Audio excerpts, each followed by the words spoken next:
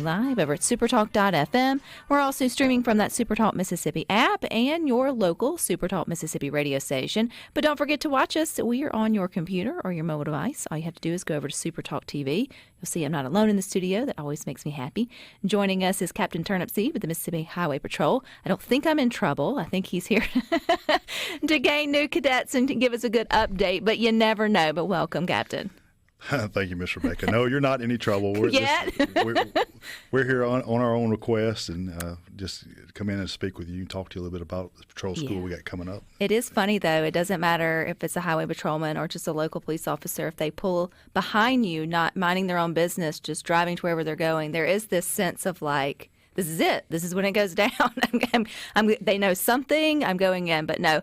I think that's what we all just sort of, as my dad would say, are we a little guilty? I don't think so. Well, if it makes you feel any better, I've been doing this for 25 years, and I still get that feeling when I see a patrol car. So. That makes me. Speaking of the cruisers and the patrol car, the Mississippi Highway Patrol just had a great contest to sort of see, I guess, who was the favorite. I actually contacted you to get us for that last push to go out and vote for the cruisers, and you were like, there's 30 minutes left on the voting. I was like, okay, missed the mark on that one. But it sounds like Mississippians showed up and voted for our patrolmen. Man, they did a great job. They showed up and voted. Got a sixth place in the calendar, so that will give us the month of May. The first place guy gets the cover of the calendar. Sixth place is about as high as we've ever finished. So we had an incredible entry this year with the new Mississippi Highway Patrol Ford Mustang, and a lot of excitement around it. And it's just, man, it's such a conversation piece, that car. I've gotten to drive it a few times, go out on some assignments for basically some PR assignments pretty much with it, just meeting some kids, football players. I got to go up to Mississippi State earlier this week and took a picture with it with their fast unit. They call their fast unit.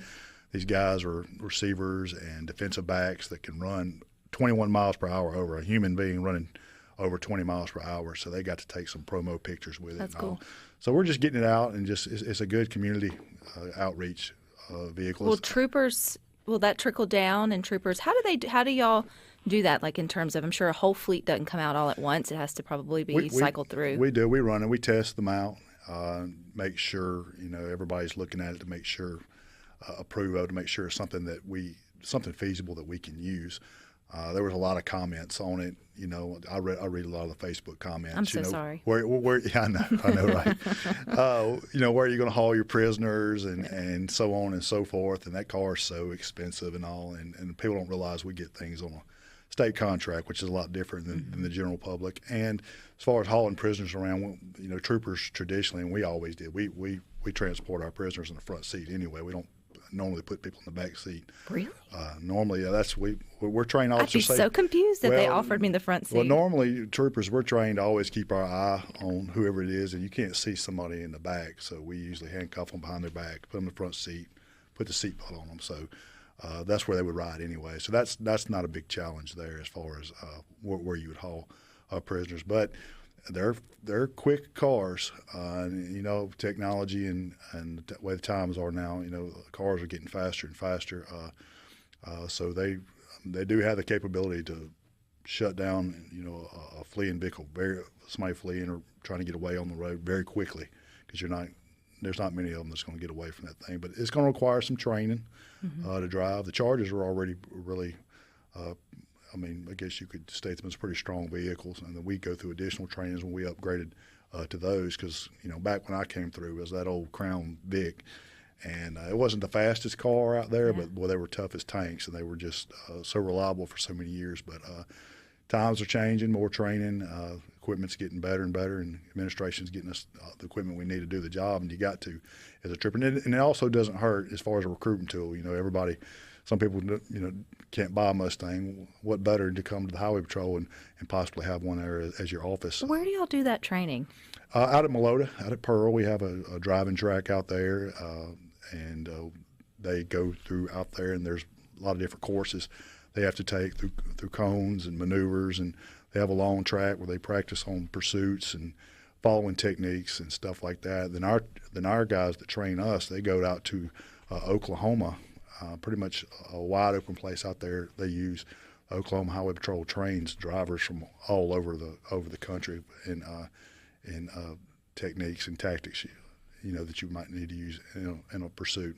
So you don't want every point to get to that. Good sound judgment. You have to take a lot of things into judgment before you pursue someone. It's just not a general, chase everyone type of thing. But at the same time, there's got to be accountability for crimes committed. Right. Somebody's got to catch them. So, and they might be going down the road to do something else bad, and they need to be stopped. So we have to use good judgment on that kind of stuff, especially the way traffic is and situations are in this time and day. Well, I'm glad you're driving it, not me, because that would be you don't want me out there on that track. I'm too old. I'm too old to drive it. I'll be honest with you. I'd be like, can I It's a young decline man's that? car. Can I go back to the 4-cylinder car? Maybe I need a desk job. That's probably what they would end up saying to me, Captain. But the truth is, you do need new cadets. I mean, there are people who are, aging out or retiring or just whatever it may be, or just needing to keep that workforce up.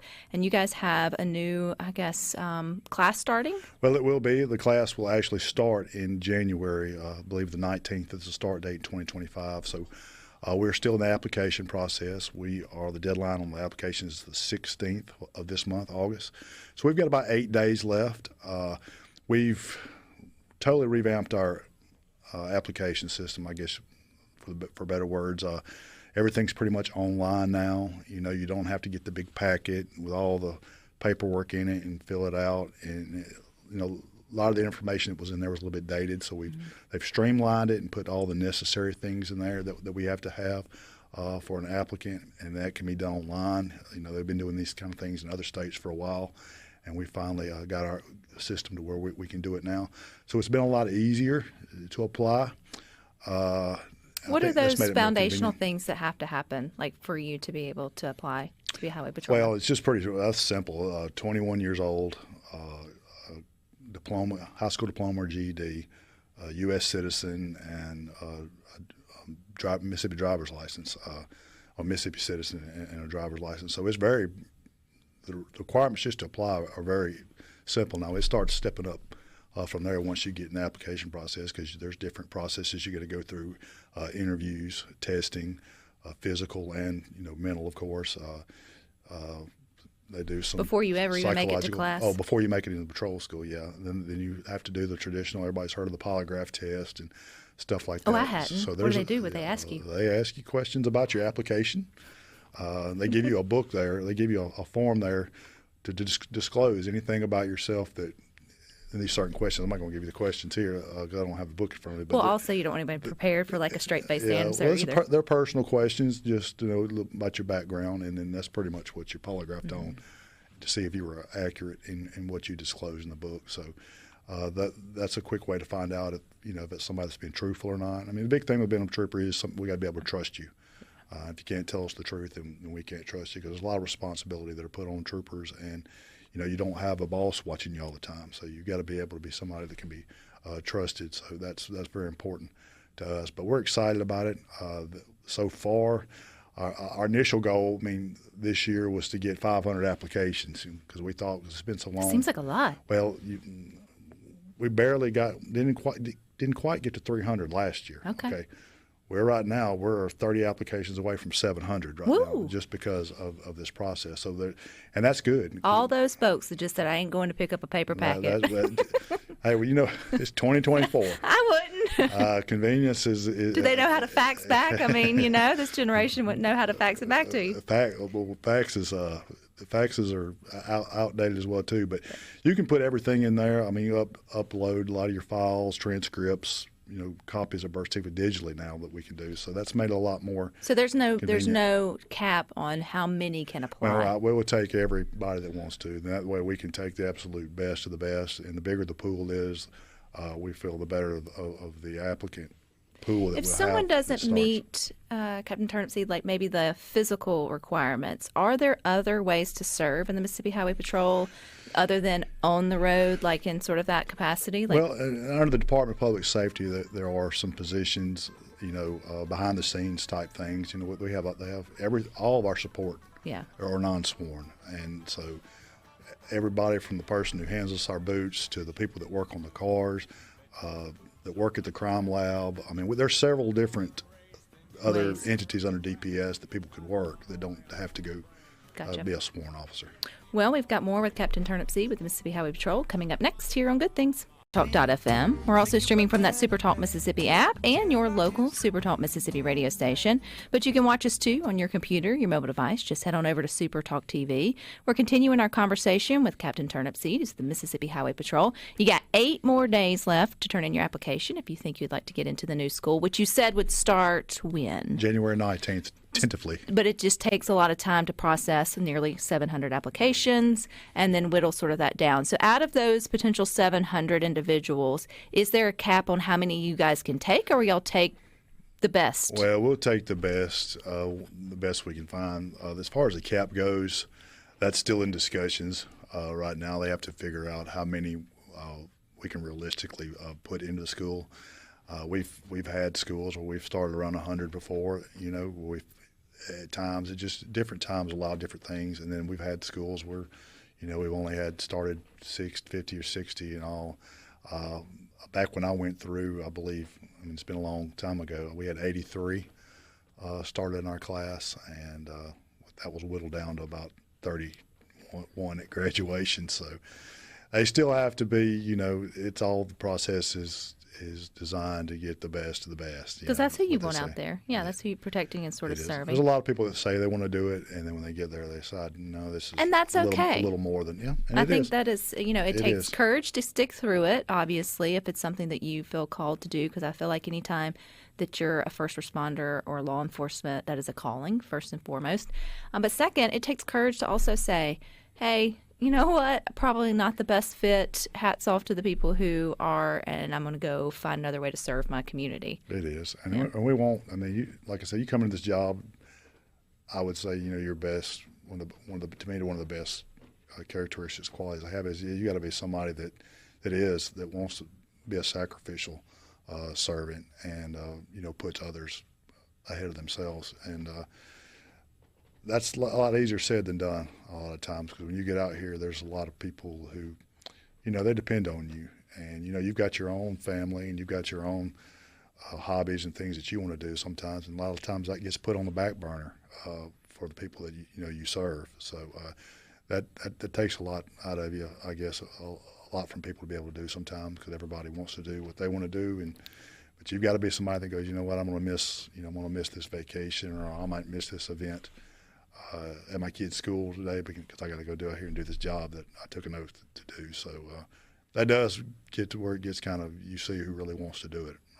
This may sound a silly question, but I know it's in the name, Highway Patrol, but how do you help people understand the difference in terms of the Highway Patrol versus like your local law enforcement? And I mean, I know, again, it's in the name, you patrol the highway, but there's got to be other sort of differences in terms of law enforcement. Well, with the Highway Patrol, when you talk about that aspect of it, it's more or less kind of where your responsibilities are. You know, we're responsible for patrolling state and federal highways, and that's pretty much our bread and butter is what we do. All that square mileage out in the state that's not encompassed inside of a city limits, and that's what you're tasked to do on a daily basis. Now, one of your probably your second prime directives, of course, is support of local law enforcement, you know, your police departments and your county sheriff's office, and, you know, any federal agency too, that we are, you know, if they need help or they need our assistance on something, that's at the top of our priority list. You know, if we need to go into the city, you know, if we observe violations in the city or on a county road, then we can address it. I mean, we have jurisdiction there, but that's not our primary goal when we get up every day, is to ride around in town and ride around out in the county roads and patrol. Only if that's at a special request. But there's plenty of highway out there in the interstate for us to watch, and, you know, our manpower needs, we have a hard time being able to cover all that. So that's pretty much where we stay on a day-to-day basis. Okay, so if we make it through the application process, 8 more days to do that. It's all online, guys, don't fax nothing in. And then we show up January 9th, I think you mentioned. 19th. Mm-hmm. You can show up on the 9th. You just hang out for you stay for about 10 days. Just 10 extra days. How long from beginning to graduation is it if you make it through the whole kit and caboodle? Well, and that's another one of those. It could be anywhere. I would just say it was an average about 17 weeks. Gotcha. Is how long you're going to be there. Could be 16, could be 18. So we say 17. They design the school, and depending on how many days or so many hours that you have to encompass cover to meet the minimum board of qualifications that you've got to squeeze in, and then resources. The patrol school, some schools will go Monday through Thursday. You dismissed on Thursday evening, and you got Friday and Saturday off, and you come back on Sunday. Some schools go Monday through Friday, and then you get Saturday off, and then you come back on Sunday. And depending on how they want to do that, different. You go the same amount of days, but sometimes the weeks look a little bit different. It's like school districts for all the kids. Right. Same thing, but a little bit, few different days. Okay, I know that you guys put them through challenging everything from mental to physical and all the things. If someone wasn't to make, maybe be at the physical limit yet, will you, give good feedback and say, hey, you got a bright future, go grow your biceps and come back? Increase your mile time. I don't know. The mile time, you definitely. They're not going to tell anybody they need to get bigger biceps, but yes, you'll know definitely where your shortcoments are or where your weaknesses are. So y'all give feedback. Okay. Yeah, and the great thing too, and there's something else we talked about, the application process and stuff that we do as far as I'm also over our recruiting unit. We do so much more now than what we had when I was a trooper. We have PT. We're doing PT sessions in all the districts now with the candidates. It's not mandatory; it's voluntary. You can come, but they're actually going through patrol school style physical training regiments twice a week. We offer them twice a week. So these folks are coming in and they're seeing how we exercise, what's expected out of them physically. Take them and run, and with the goal of helping them pass their PT test and showing them this is because a lot of people when they think physical fitness. I think, I need to get in the gym, pump some iron, No. Well, just like you want your car fast, you want your legs fast, too. You do. You want to kind of stay away from the heavy weights and stuff if you're going to patrol school. Everything that we do is body weight, and it's several repetitions. It's not, putting 4 plates on there and repping it 2 or 3 times. That's really what sets you back. It's detrimental to what you would need to have patrol school. So body weight exercises, push-ups, sit-ups, flutter kicks, mountain climbers. It looks a lot like Sounds nauseating. Yeah, it almost sounds like a good job. An old Richard Simmons workout, the kind of exercise we do. But it is, it's a lot more body weight stuff and then the running. That's what and when we show them that in the PT session. So between now and then January. That's something to work on. You can be in the shape to even if I wouldn't say if you're totally out of shape, but if you need a little help, you need a little assistance getting there, we're offering that. Do you guys have, the military has, I think, every 6 months a PT test or once a year? I can't remember. I know it's so different for different branches, but there are physical requirements that they have to meet at least annually, I do believe, unless you have some kind of pass. Do y'all do that? We do. We do what we call physical assessments during in-service training. It's not like the military because I did the military too, where you had to do it too. But we do have where we kind of can show folks can see whether they've gotten out of shape or not. Thankfully, most troopers take pretty good initiative to stay in shape and get in really good shape on their own. That we don't have to do that. But it's nothing mandatory. I'm not saying anything about the future. We've looked at an experiment with it. But you've got to get in there and you got to rate it on their age, how old they are, what they're expected to do and such. And then you got to worry about somebody getting hurt, while they're out there, while you're making them do physical exercises. So those are things you have to contend with too. But we do highly, highly encourage our guys and gals to stay in shape. And if they get out of shape, they get told you need to probably get yourself back in shape. I think that's good. You're highway patrolmen and you're first responders and law enforcement. They should at least be physically fit. I will agree with that. And you're military. If someone's on the fence, should they at least apply? Sure. Because you may not get through. Well, you have the right to refusal until January. Yeah, you don't ever know. If you don't apply, then you don't have a decision to make at all. So if you apply, you can decide, whether you want to do it or not. And you can see what kind of shape you get in.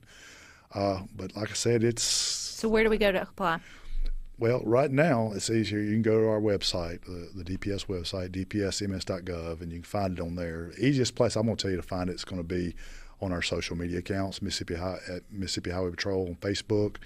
You can look at a pinned post on the top. It's on there. There's several posts on that page. I've got the links to. It's actually some jot forms. There's 2 jot forms. One if you want to just straight out apply. The other job form is a request to speak to a recruiter. So that's something else we're doing. If you don't know and you decide I'm on the fence and I'm not sure I want to do this, I would like to learn more about it, you can enter your name there, and that recruiter will call you probably within the hour and have a conversation with you about becoming a Mississippi Highway Patrolman. And we've had a lot of folks that were unsure about it and talked to that recruiter and decided they were going to do it. So everything's getting explained. 8 more days. 8 more days. Well, I appreciate your time, Captain Turnipseed. You have to come back and visit us. I appreciate it, We'll talk about all the good things. Thank you for having me, and I enjoyed it. I appreciate y'all so much. All righty, you guys stick with us. We got more for you coming up next.